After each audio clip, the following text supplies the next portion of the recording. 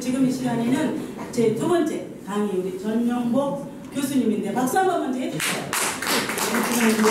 지금 고려대학교 교육대학원 상담 심리 석사를 받으셨고요. 그 다음에 미국에서 공부를 하셨는데 상담학 박사님이십니다. 그 다음에 저서가 있어요. 인생 살면서 우리 원장님도 이참에 책을 펴신 거 저도 읽어봤는데 정말 눈물이 나더라고요. 이게 우리 교수님도 책에 여러 권을 쓰셨는데 그 중에 마음에 정말 눈에 와닿는 것은 아동 심리학에 대해서 책을 쓰셨습니다. 그래서 오늘 여러 가지가 있지만 한 가지만 말씀을 드렸고요. 먼저 강의를 듣고 우리 박수로 한 번 더 크게 환영해 주시면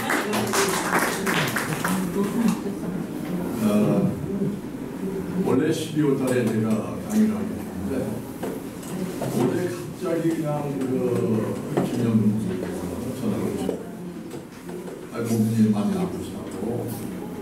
그래서 오늘 좀 해달라고 하루 전에 연락이 와서 제가 평소 존경하는 그런 목사님이 요청하는 것이기 때문에 거절할 수가 없었어요. 그래서 오늘 제가 이렇게 부족하지만 많이 준비되지 않은 가운데서 제가 썼기 때문에 부족하더라도 양해를 바라겠습니다. 내가 젊었을 때는 학교에서 학생들에게 심리학, 상담, 내적 치유 뭐 이런 학문을 강의했어요. 그 다음에 은퇴한 다음에는 죽음학에 관해서 제가 10년 연구했어요. 그래가지고 책도 내고 그리고 강의도 하고 이렇게 하는데 그러다 보니까 영의 세계에 대해서 관심이 굉장히 많아요. 죽음을 강의한다고 하는 데마다 제가 가서 강의를 들어봤는데 전부 죽음 직전까지만 이야기해요. 어떻게 잘 살 것인가, 어떻게 잘 죽을 것인가, 그런 내용에 대한 강의를 많이 했습니다. 저는 죽음 다음에 문제가 굉장히 궁금했어요. 그래서 제 나름대로 연구를 하고 해서 천국의 여정이라고 하는 책을 냈습니다. 근데 그걸 내고 나니까요 점점 모르겠어요. 영의 세계에 대해서 모르겠어요. 소크라테스는 나는 모른다는 것을 알고 있다고 했는데 정말 그 고백이 내 고백이 되어서 영의 세계에 대해서 죽어봐야 할 것 같아요. 그리고 꿈에 관해서 또 관심을 갖게 됐습니다. 꿈하고 영의 세계하고 무슨 관계가 있지 않을까 여러 가지 제가 관심을 갖게 됐는데요. 꿈도 마찬가지예요. 공부를 좀 하다 보니까 아이고 이거 내가 너무 주제 넘은 그 주제를 했겠구나. 주제를 좀 바꿀까 하는 생각도 했어요. 그러나 오늘 이러한 기회를 통해서 내가 조금 더 꿈에 대해서 관심을 가져야 되겠다 하는 생각을 하고 오늘 이 자리에 서게 됐습니다. 그래서 오늘 강의는 강의라기보다는 꿈에 대한 관심을 가진 것 그런 수준에서 제가 말씀을 드리고 있습니다. 오늘 강의는 처음에는 정신세계, 인간의 정신세계, 그리고 수면, 그리고 꿈, 이 세 가지 부분으로 나눠서 말씀을 드리겠는데 시간에 대한 어떤 예측도 할 수가 없어요. 그래서 강의를 하다가 시간이 되면은 그냥 끝이도록 하겠습니다. 다음 기회 또 있으면 또 한 걸로 이렇게 하고요. 그렇게 하는 걸로 하겠습니다. 일찍이 프로이드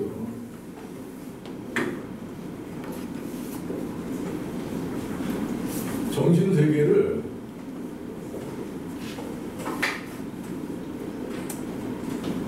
인간의 정신세계를 빙산에 비유를 했습니다. 그래서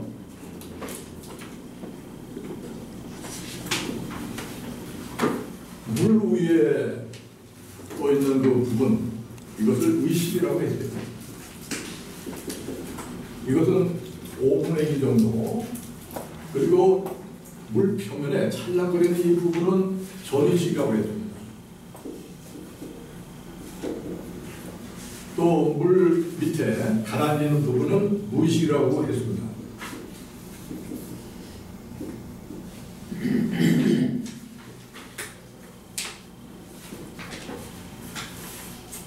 자, 이러한 그 세 가지 부분으로 정신제기를 나누는데요. 의식은 자기에게 주의를 기울이면 금방 알 수 있는 그러한 부분들입니다.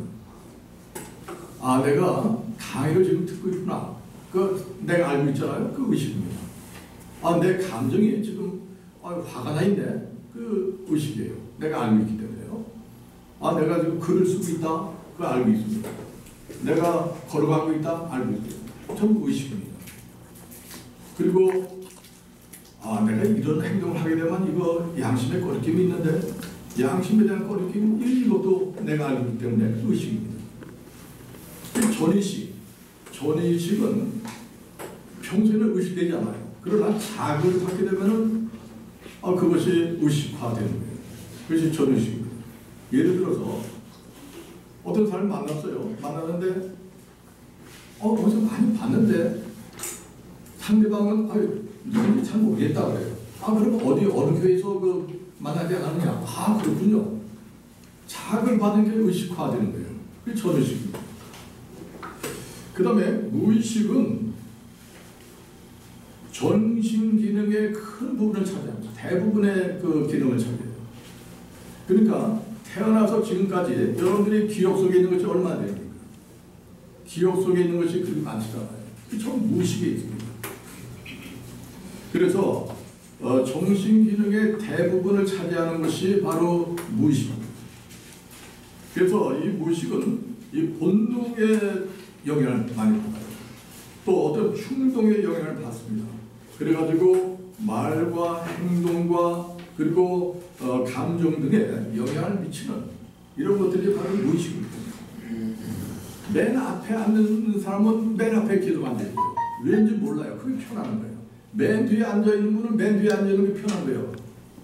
왜 그런지 모르겠어요. 편한 그게 무의식에서 나온 거예요. 빨간 옷을 입는 것이 좋아요. 왜 그런지 모르겠어요. 그게 무의식입니다. 또 검정 옷을 좋아해요. 그건 무의식이에요. 이런 것들이 전부 무의식에서 솟아오르는 그런 행동들입니다. 근데 전의식하고 무의식이 합쳐서 잠재의식을 구성하게 됩니다. 근데 그 속에는 놀랄만한 능력이 있다. 놀랄만한 능력이 있다. 잠재의식에는 생각하는 신념의 법칙이 있는데 그 생각하는 것이 현실화되는 그러한 능력이 있다. 그리고 이 잠재의식은 우리의 마음을 만들어가고요. 자아를 만들어가고 영혼의 형태까지 만들어가는 그러한 부분이 바로 잠재의식입니다. 그래서 우리의 삶을 이끌어가는 것입니다. 운명을 창조해가는 이것이 바로 잠재의식이라고 우리는 생각합니다. 그런데 이 의식이라고 하는 것은 잠재의식과 같이 행동을 해야 될 텐데 의식은 의식대로 어떤 욕망의 영향을 많이 받게 돼요. 또 주위 환경의 영향을 받게 돼요. 그래서 잠재의식과는 별도로 행동을 하게 된다는 것이죠.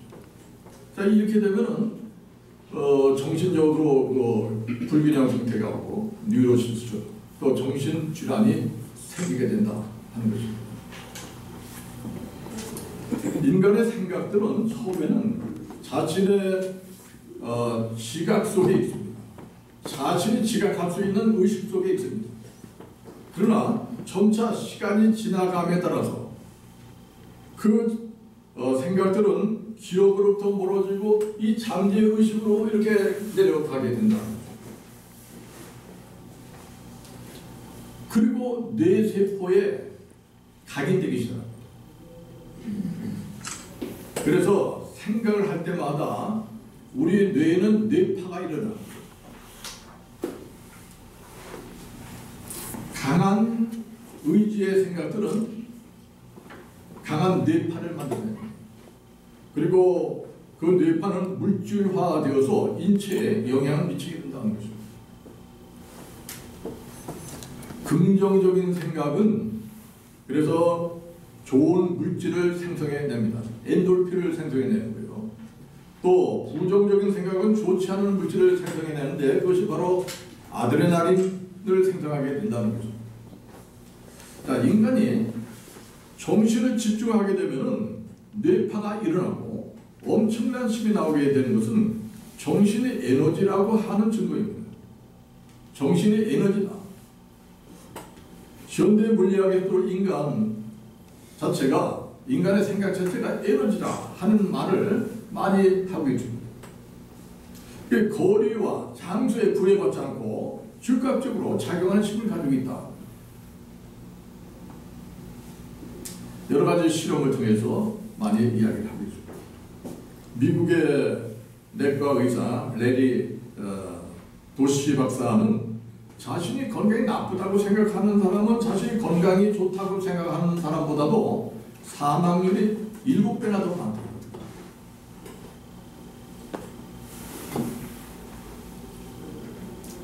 그 다음에 이제 생각의 현실한데요. 사람들은 눈을 떴을 때 외적으로 존재하는 것은 물질 세계로서 존재하는 것이다. 이렇게 우리가 알고 있습니다. 여러분들이 앉아있는 그 책상, 또 의자, 또 그 종이, 볼펜, 전부 물질 세계에 존재하는 물질로서 그 실제하는 것이다. 이렇게 생각합니다. 그러나 눈을 감았을 때 우리가 그 생각하는 그러한 그 내적인 존재는 어떤 순간적으로 나타나는 하나의 허상으로 생각하는 경우가 굉장히 많아요. 근데 마음속에 있는 그 상도 허상이 아니라 실상이라는 것입니다. 지각하는 상태에 따라서 시공간적으로 다르게 나타나게 된다는 것입니다.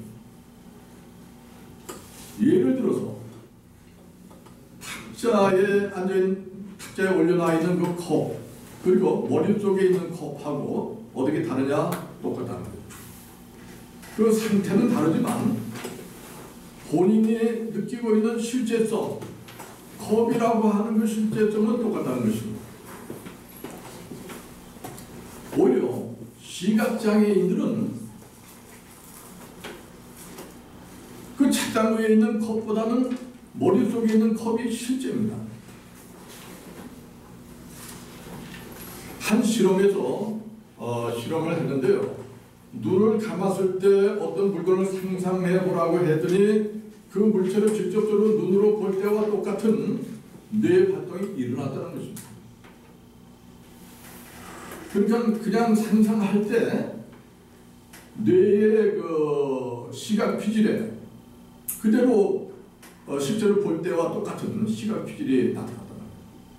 그래서 생각하는 그런 그 존재와 실제 물체와는 다른 것이 아니라 실상이라, 둘 다 똑같은 실상이라는 것입니다.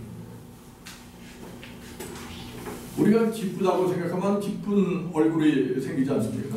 또 슬프다고 생각하면 슬픈 얼굴로 변해요. 자, 이것은 생각이 실제라 하는 그런 증거입니다.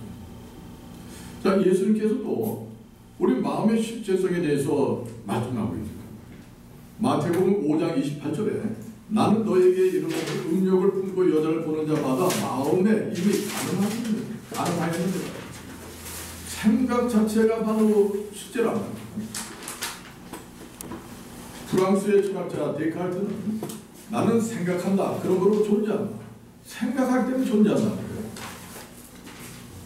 또 미국의 철학자 윌리엄 제임스는 생각은 행동을 낳고 행동은 습관을 낳고 습관은 인격을 낳고 인격은 운동을 낳는다. 이렇게 이야기합니다. 우리의 생각들은 눈에 보이지는 않지만 그러나 생각이 쌓이면 가시화되는 현상이 납니다. 자, 생각이 쌓이면 자꾸 쌓이게 되면 가시화성 현상이 일어나. 마치 목욕탕에 수증기가 올라가면은 수증기는 안 보이지만 위에 결로 현상이 나타난단 말이죠. 물방울이 생긴단 말이죠. 그래서 이러한 현상은 현실화되는 현상, 생각이 현실화되는 현상은 다음과 같은 상태로 우리가 이야기할 수가 있습니다. 첫째는 상상입니다. 상상. 우리가 머릿속으로 뭔가 이제 생각합니다. 생각하게 되면 머릿속에 어떤 상이 되십니다. 그게 상상입니다. 이것은 정신이 가장 약하게 발현되는 그런 현상. 그 다음 꿈입니다. 꿈은 상상보다 생각이 좀 더 강한 상태이기 때문에 훨씬 명료하게 나타납니다. 자, 꿈은 생각이 강력할 때도 나타나지만 육체적으로 연약할 때 많이 또 나타납니다. 그리고 상상은 현재 의식이 많이 작용해요. 그러나 꿈은 오히려 현재 의식이 약화되었을 때 나타나게 됩니다. 또 작용하지 않을 때, 의식이 작용하지 않을 때 많이 나타나게 됩니다. 자, 꿈을 꿀 때는 의식적인 생각은 잠들어 있게 됩니다. 밤중에 하나님께서는 논리와 편견에 사로잡힌 이 의식을 우회해서 우리에게 나타날 수가 있다 하는 것입니다. 뭐 여러 가지 장애물이 있기 때문에 하나님의 마음이 우리에게 직접 전달이 되지 않기 때문에 오히려 꿈을 통해서 하나님의 어떤 마음이 우리에게 오게 된다 하는 것입니다. 성경에서는 이러한 꿈을 환상과 같은 그런 현상으로 보고 있습니다. 꿈과 환상이 비슷하게 같은 그런 차원에서 보고 있다는 것입니다. 그리고 꿈이나 환상은 본질적으로 하나님의 계시로 여기고 있다. 그 다음에 이제 영상입니다. 영상. 생각의 신념이 강해지면 어떤 상이 영적으로 형성됩니다. 유령, 귀신 출현이라고 하는 현상은 모두 이런 영상의 형태로 나타나게 됩니다. 다만 영상은 하나의 일시적인 과정이지 결국 영구적인 상태가 아니라는 것입니다. 우리 집사람이 한때 열심히 기도할 때가 있었죠. 많이 이제 기도를 집중하고 할 때가 있었는데 그때는 핍박을 많이 받을 때예요. 저하고의 갈등도 많이 있고 아이들도 어리고 유치원 선생을 하면서 여러 가지 그냥 가정적으로 그것이 갈등이 많았는데 기도하면서 근데 우리 단독주택이 있었는데 이제 계단을 올라가서 문을 열어봤더니 거기에 예수님이 앉아 계신 거예요. 아이 둘 손 붙잡고 같이 놀고 계시더래요. 그래서 문을 깜짝 놀라서 닫고 나중에 다시 또 이렇게 봤더니 그때는 예수님이 안 보이시더래요. 또 그런가 하면 귀신을 또 본다고요. 귀신이 저기 있다는 거예요. 귀신이 저 웅크리고 있다는 거예요. 새카만 놈이 있다는 거예요. 그랬더니 그냥 막 나가라고 그냥 막 야단쳐요. 그러니까 지금 저 아래쪽으로 도망가. 저 아래쪽으로 들어갔다. 나는 정신이 좀 이상한 줄 알았어요. 그 당시에는. 근데 나중에 보니까 그런 기도를 많이 할 때는 영적으로 어떤 영상이 생기는구나 하는 것을 제가 알고 있습니다. 그래서 그러나 이러한 영상은 일시적이지 영구적으로 있는 것은 아니다. 일시적으로 나타난다. 인간에게 영상이 형성되어지는 원인은 우리 뇌의 송과체라고 하는 기관에서 비롯되는 것으로 알려져 있습니다. 송과체.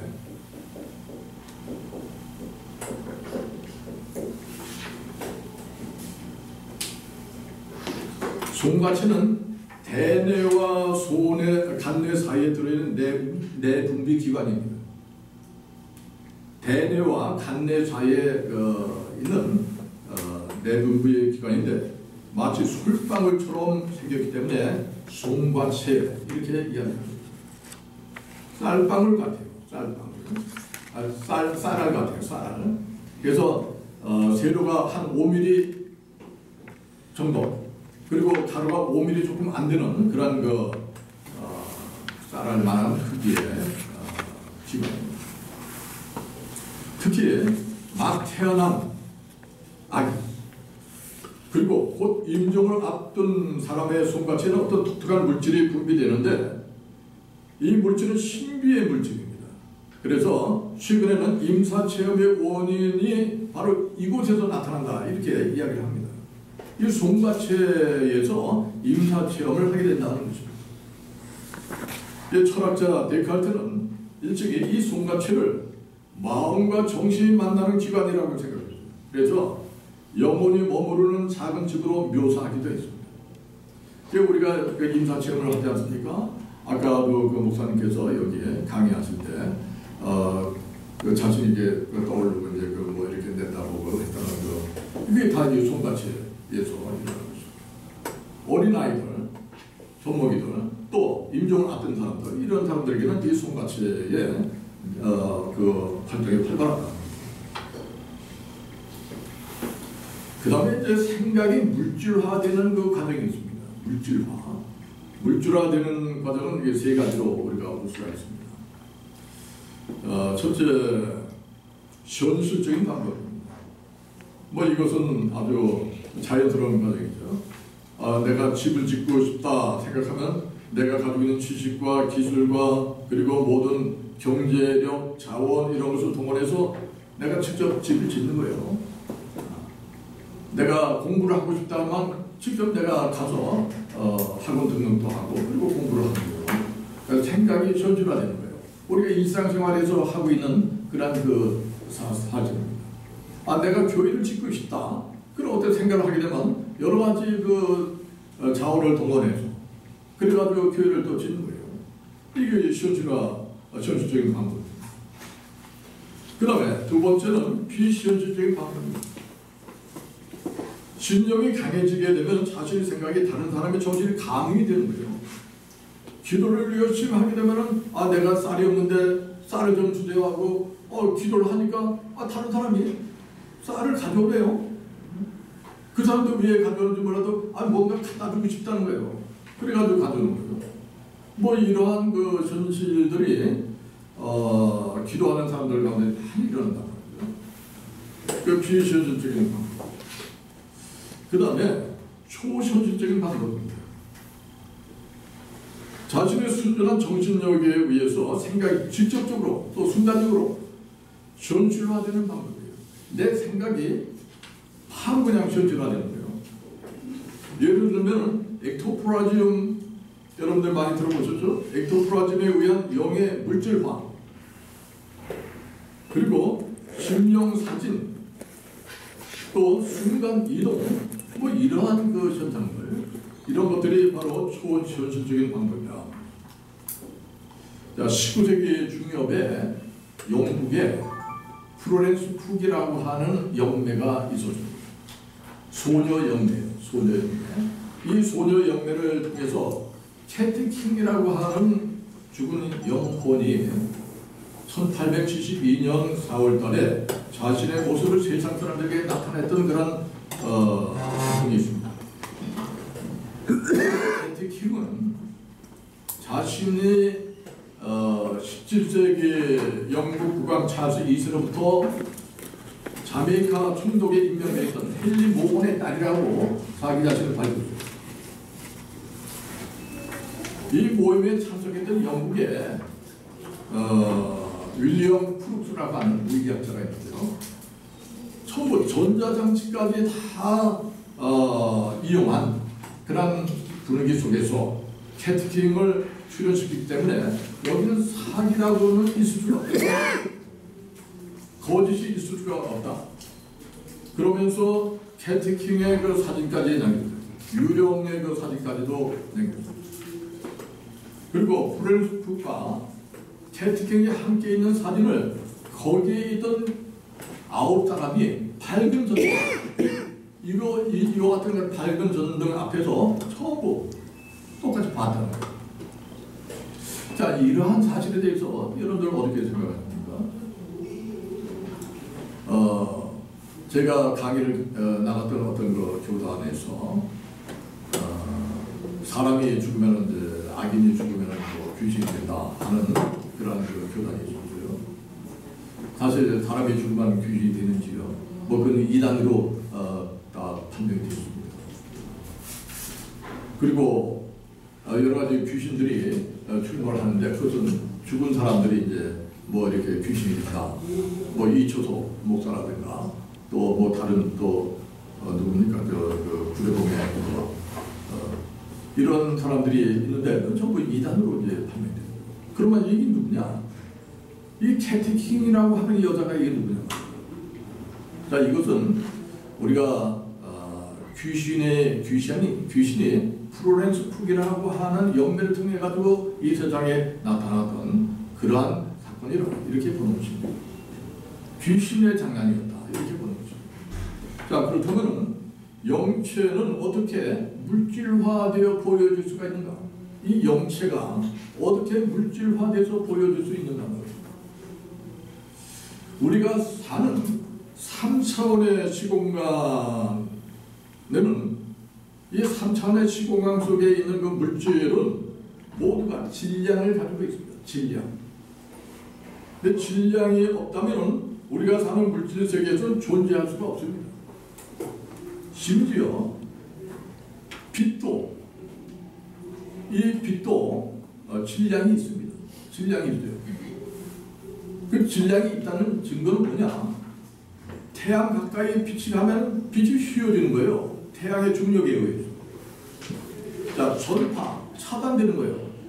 중력이 있기 때문에, 질량이 있기 때문에 전파도 차단되는 거예요. 소리도 질량이 있는 거예요. 질량이 있으니까 이 소리가 차단되고 이렇게 되는 것입니다. 자, 고대 그리스의 철학자 데모크리토스는 모든 물질은 더 이상 쪼갤 수 없는 원자로 되어 있다. 원자로 되어 있다.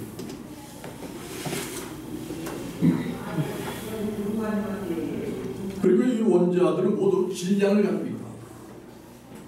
그리고 이 원자 핵을 중심으로 해서 전자가 돌고 있단 말이죠. 뭐 이렇게 데모크리토스는 그렇게 이야기합니다. 현대 물리학자들에 의해서 밝혀진 바에 의하면 원자에는 물질 구성 입자가 12개가 있고요. 그리고 신맥의 입자 4개가 있고 식수 입자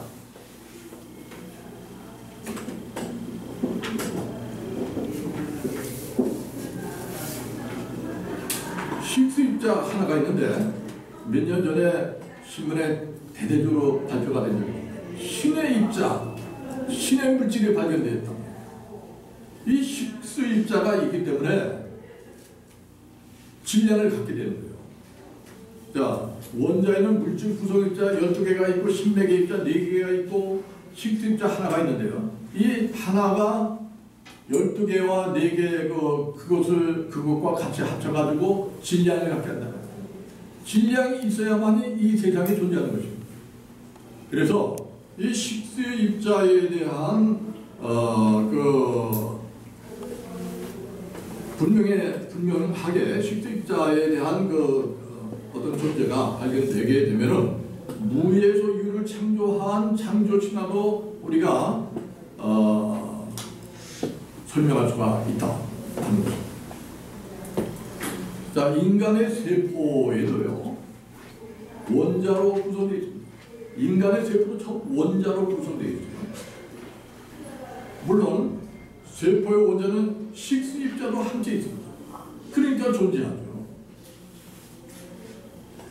이러한 인간의 몸속에 있는 영체가 또 있지 않습니까? 영체가 있는데 이 영체에 식수 입자가 어쩌다가 작용을 한다면은 이 영체도 물질화 될 수 있지 않은가?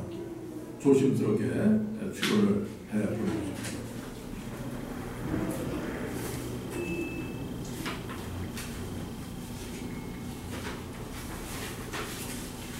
그 다음에 이제 수면인데요. 수면. 우리 인체는 밤이 되면 혈압이 내려가면서 멜라토닌이 이제 활발하게 분비되고요. 자연스럽게 잠을 자고 싶어집니다.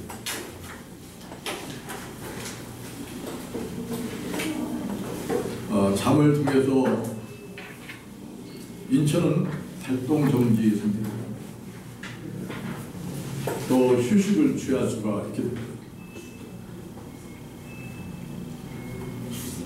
네, 현대인들은 많은 각종 스트레스 또 밤문화로 인해서 이러한 수면의 질이 좋지 않게 되었습니다. 사람이 만성 피로를 느끼는 원인은 주로 세포 기능이 떨어지는 데 있습니다.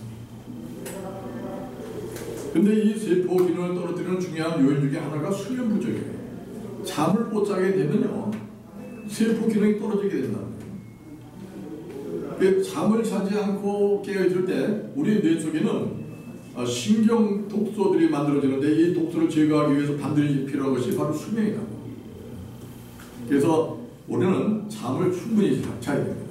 잠을 2시간, 3시간 이렇게 잠을 자게 되면요, 여러 가지 아까 목사님처럼 뚝뚝해진다든가 그런 다른 어떤 부작용이 또 나올 수 있어요. 그래서 여러 가지 오감을 통해서 들어오는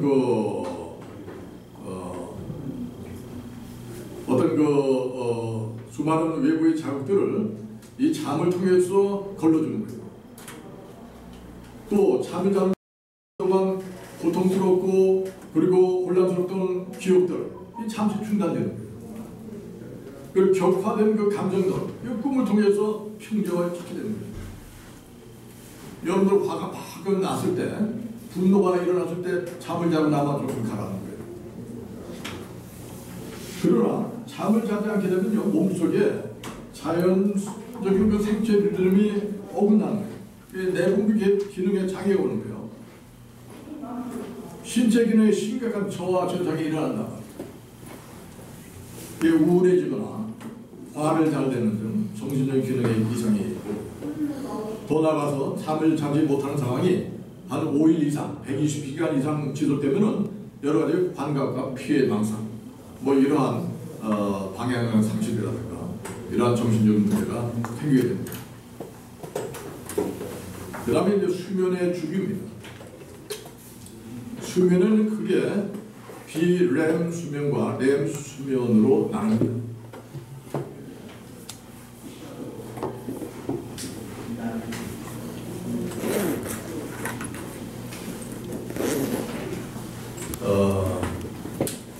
렘 수면은 R, Rapid Eye Movement, 그러니까 빠른 눈동자의 움직임, Rapid Eye Movement.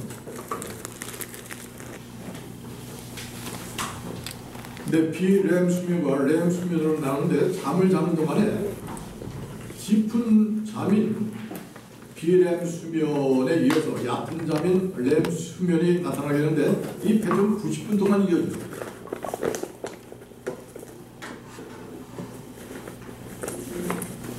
90분 동안 이어지는 동안에 비렘 수면은 75%, 그리고 렘 수면은 25%를 차지하게 됩니다.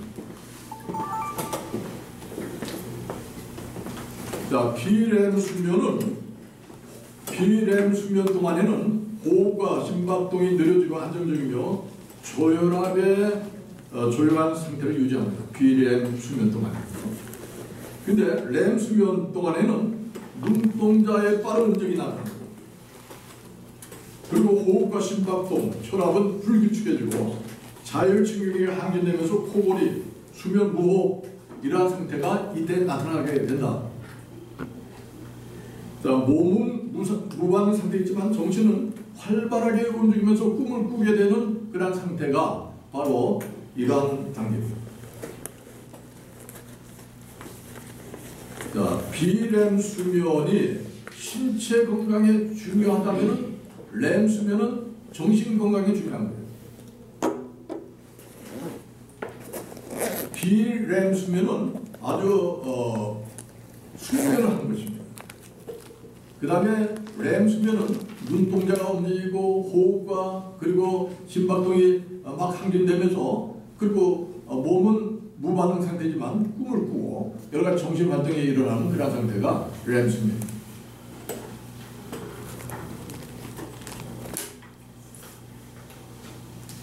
그 다음에 이제 수면의 적당량입니다. 잠을 잘 때 가장 중요한 것은 많이 자는 것보다는 제대로 자는 것입니다. 얼마나 오래 잤느냐 보다는 하루 피로를 풀어줄 만큼 온전한 수면을 취하느냐 이것이 더 중요합니다. 그래서 자기 자신이 오늘 참 기분 좋게 잘 잤다 생각하면 그건 잘 자는 거예요. 그러나 아무리 오래 잤어도 아이고 몸이 왜 이렇게 찌뿌둥하지 뭐 그러면 잠을 잘 못 자는 거예요. 나이가 들면은 잠이 부족하다고 하잖아요. 근데 나이가 들어도 몸에 필요한 수면량은 똑같습니다. 그래서 밤에 잠을 잘 못 자게 되면 낮에 졸게 돼요. 낮에 그냥 멍하게 돼요. 그리고 건강한 생활은 일찍 자고 일찍 일어나는 것이다 이렇게 우리가 이야기하지만 늦게 자고 늦게 일어나도 생활 리듬만 잘 맞추게 되면은 괜찮다는 거죠. 그 다음에 이제 불면증의 원인입니다. 불면증은 장기간에 이어지는 수면 장애를 말하는 것입니다. 불면 증세가 계속되면은 짜증이 나요. 또 무력감, 의욕 감퇴, 이 정신적인 후유증이 나타나게 됩니다. 또 그런가 하면은 육체적으로도 문제가 생겨요. 위궤양, 두통, 변비, 소화불량, 식욕 감퇴 이러한 신체적인 증세가 동반될 수가 있습니다. 그리고 생활 속에서도 수면에 방해가 되는 요소들을 제거하는 노력을 병행하는 것이 필요하다. 카페인 음료 이것은 가급적 자기 직전에 밤에 먹지 않는 게 좋다. 어떤 사람들은 난 뭐 아무리 커피 마셔도 잠자는 전혀 문제가 없다 그렇게 말하지만 그러나 어떤 실험에 의하면은 카페인을 섭취한 후에 잠을 자게 되면 수면으로 들어갈 수 있는 확률이 적어집니다. 그래서 가급적 저녁에 밤에 커피 또 카페인 음료 이런 것은 안 마시는 거죠. 또 술과 담배 알코올 농도가 떨어지게 되면은 술과 자꾸 잠을 깨게 돼요. 또 아침에 일찍 깨요. 그래서 여러 가지 술과 담배도 문제가 있다. 또 과식 너무 또 많이 먹게 되면요 더부룩해 가지고 밤에 잠 오는데 지장이 있어요. 그래서 과식하는 것도 문제가 있다. 또 낮잠 너무 오래 낮잠을 자게 되면요 분명히 저녁에 잠자는 데 문제가 있습니다. 그래서 낮잠은 한 30분 정도 그때가 적당하다. 또 수면 측정에 운동하는 거 운동한 다음에 이완되는 건 한 5시간 정도 걸립니다. 그렇기 때문에 그런 것을 계산해서 저녁에 밤에 운동하는 거 이것은 피하는 게 좋겠다. 또 멜라토닌 부족할 때 수면 부족이 오게 되는데 이 멜라토닌은 낮에 햇빛을 30분에서 1시간 정도 쐬야 됩니다. 뭐 그렇게 되면 멜라토닌이 충분하게 필요한 멜라토닌을 생성할 수가 있습니다. 그 다음에 이제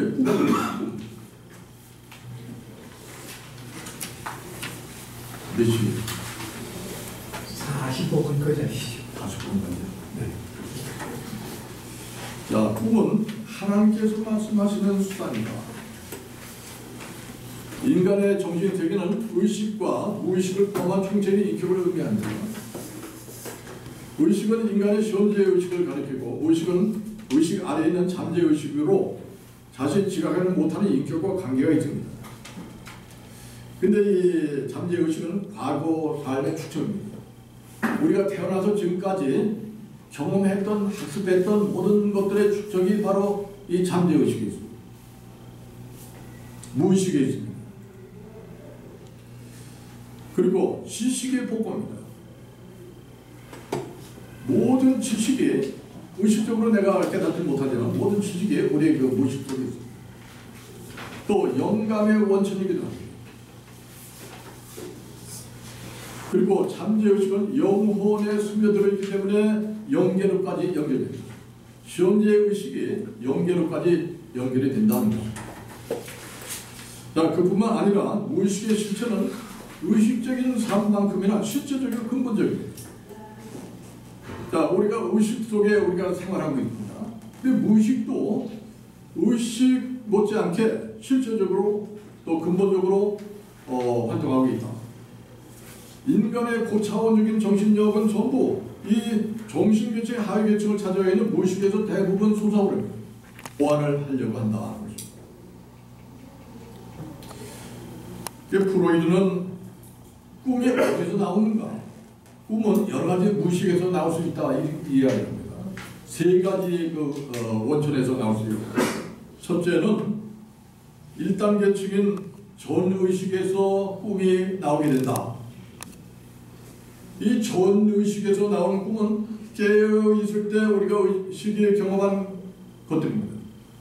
우리가 현재 깨어있을 때 우리가 활동하던 모든 그 의식이 꿈을 통해서 나타나게 된 것이 바로 전의식에서 나타나는 것입니다. 그래서 생활과 관련된 기억, 또 사실, 동기, 생각, 감정 이런 것들이 꿈을 통해서 나타날 수가 있다. 그 다음에 이제 2단계 개인 무의식에서 나오는 꿈은 반쯤 잊혀진 기억. 내가 이제 거의 잊혀졌어요. 그러한 꿈도, 그러한 것들이 꿈을 통해서 나타날 수가 있고요.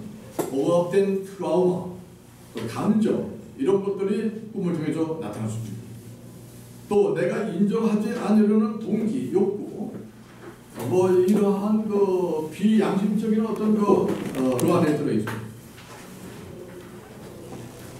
고대로부터 여러 문화권이 있는데 이 문화권에서는 나름대로 신화가 있습니다. 그래서 거기에 지식과 감정과 행동 양식 전부 투사해봤습니다.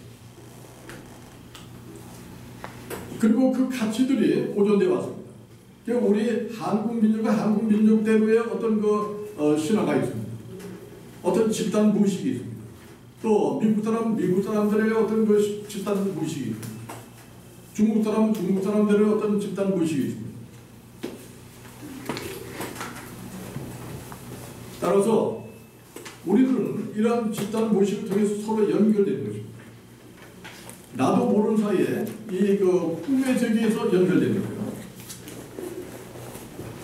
그리고 우리 자신도 무의식의 일부가 되는 것입니다. 이 집단 무의식은 인류 역사가 시작되면서부터 시작되기 때문에 언어를 초월합니다. 그래서 집단 무의식에서 나오는 꿈은 언어를 초월해서 어떤 이미지, 상징으로 나타나게 되기 때문에 이 집단 무의식은 언어를 초월한 어떤 상징을 이해해야만이 된다는 것입니다. 자, 스탠포드 대학교 수면의학자 윌리엄 멘트 박사에 의하면 대부분은 8시간 잠을 잔다고 해요. 8시간 잠자는데 6, 7회 정도 꿈을 꾸게 되고 30분에서 1시간 정도 꿈의 그 길이가 그 정도 된다고 합니다.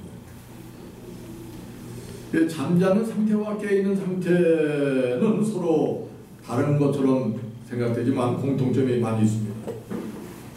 여러 가지 잠을 자면서도 사고를 해요. 우리가 꿈을 꾸면서도 이제 우리가 사고를 합니다. 꿈속에서 우리가 판단도 합니다. 이거 굉장히 무섭다. 빨리 깨야 될 텐데 그런 생각들도 합니다. 그러면서 또 깨어나면 한 80% 이상을 우리가 기억을 합니다. 다만 꿈속에서 기억되는 여러 가지 그 상황들, 이것은 일시적으로 외부 현실과 혼동을 일으키고 실제로 알고 있어요. 꿈속에 나타나는 그 현실이 이건 꿈이다 하는 생각을 하지 않고 실제로 알고 있는 거예요. 일시적으로 그렇게 혼동을 일으키게 된다. 자, 꿈은 정신세계의 내적인 심이나 활동을 나타내는 것입니다.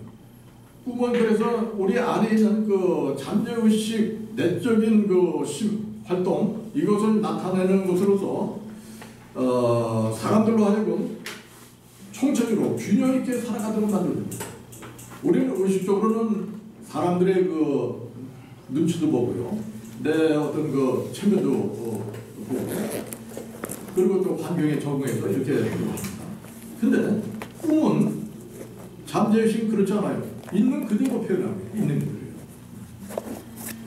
그래서 내 자아를 내적인 심의 중심점과 연결시켜 주어서 그래서 균형 있게 삶을 살도록 만들어준다. 또한 영적인 의미가 담긴 그 신의 계시도 꿈의 영역으로부터 인간의 의식체계로 전달됩니다. 하나님의 계시도 꿈을 통해서 우리에게 나타나게 된다. 삼위일체 교리를 정립한 토툴리아는 성경의 위대한 사람들은 하나님에 대한 지식을 거의 대부분 꿈에서 얻어냈다. 알렉산드리아의 감독 아타나시우스도 인간의 영혼은 꿈속에서 육체적 한계를 초월하여 천사들과 영적으로 사귈 수 있다, 이렇게 주장합니다. 자, 성경의 그 기자들은 모두 이러한 꿈과 환상을 같은 전자를 보고 있습니다.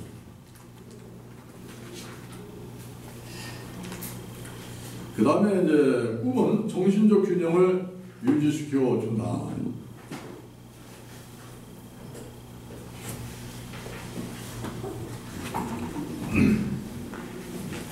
인간의 본성에는 선도 있고 악도 있습니다. 착한 사람 같지만 악한 부분도 있고요. 또 사랑이 있는가 하면 증오도 있습니다. 또 빛이 있으면 어둠도 있습니다. 또 인간의 마음속에는 우리는 남성이지만 여성적인 면도 있습니다. 또 여성들은 남성적인 면도 있어요. 오히려 폐경기가 지나가게 되면 여성들은 남성화 된다고 하는 남성 호르몬이 더 많이 들어요.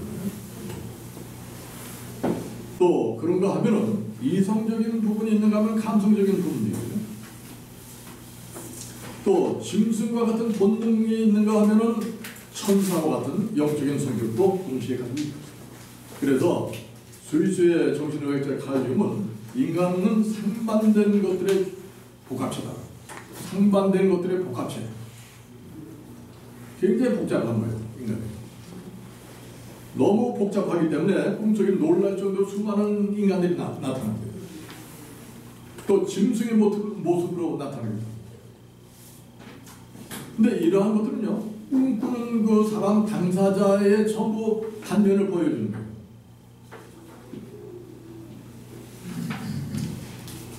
그리고 꿈은 자기 자신이 지나쳐 버린 문제들을 상기시켜서 예기치 않았던 해결책을 우리에게 암시해 주기도 합니다. 새로운 관점에서 뭔가 어떤 상황을 보여줌으로써 그의 의식된 관점을 보완해 주기도 합니다. 그래서 우리는 꿈을 잘 이용하게 되면 온전한 자기의 인격체를 형성할 수가 있다. 우리는 지금 의식적인 생활을 하게 되는데요. 의식적인 부분만 가지고 생활한다면 한 부분만 가지고 우리가 생활하는 거예요. 이렇게 사람의 인격에는 항상 밝은 부분과 어두운 부분이 함께 잠재되어 있지만 자기 자신에게 불리한 부분, 어두운 부분을 인식하지 않으려고 해요. 그러나 그것은 없어지는 것이 아니라 잠재의식 속에 그대로 잠재해 있거든요. 그래서 인격의 괴리가 나타나는 거예요. 의식적인 그 부분과 잠재적인 그 부분이 괴리가 생깁니다. 그래서 갈등이 생기고 여러 가지 정신적으로 그 문제가 생기는 거죠.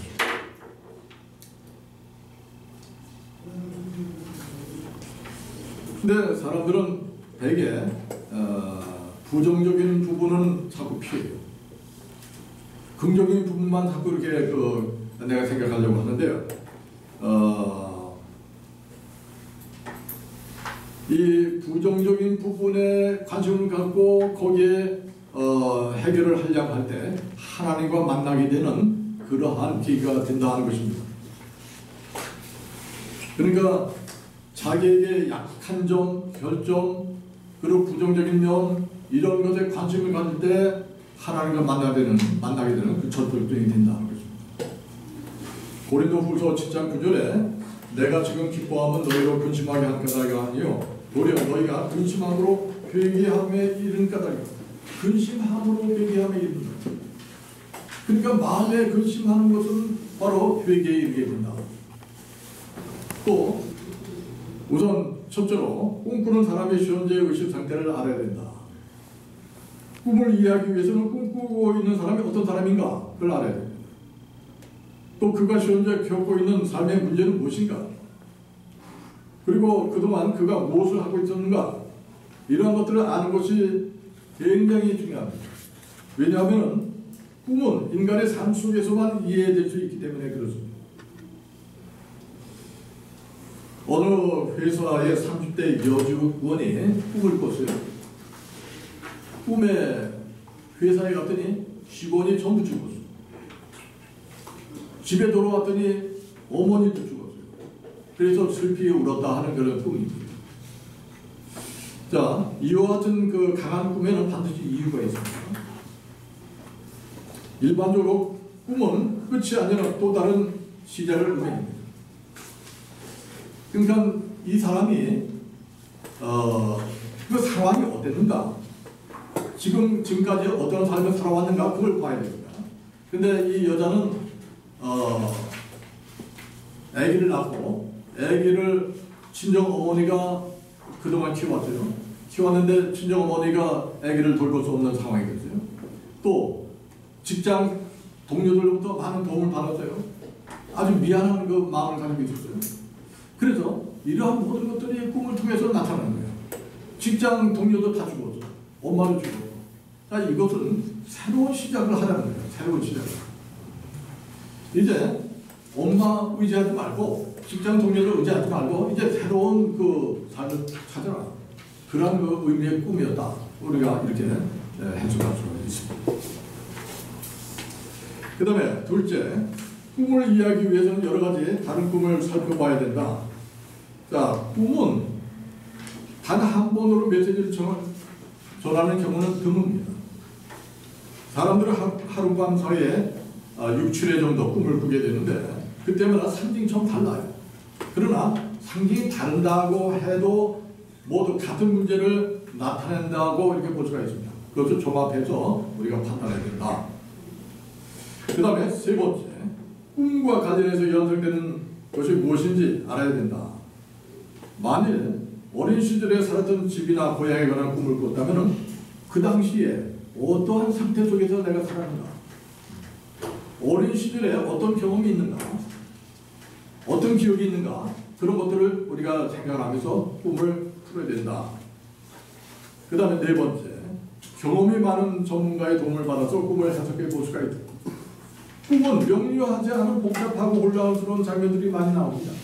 자, 이런 것은 그냥 개꿈이다 하고 그냥 이렇게 치부할 것이 아니라 꿈을 많이 꿔본 그런 꿈의 그 전문가들을 통해서 우리가 도움을 받을 수가 있다. 그 다음에 다섯 번째, 마지막으로 영적인 꿈을 이해하려면 집단 무의식을 살펴봐야 된다. 자, 꿈에 나타나는 상징들은 개인적인 차원을 넘어설 수가 있습니다.